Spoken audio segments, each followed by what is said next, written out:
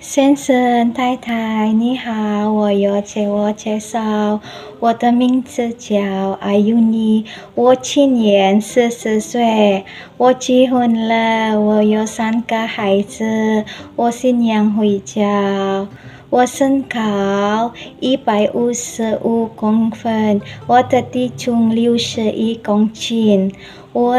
我以前工作在阿拉伯5年，我照顾孩子、煮饭、煮汤、烫衣服、洗衣服、打扫卫生。我以前也工作在台湾5年，照顾阿公。阿公他身体不舒服，不会走路，我帮阿公洗澡、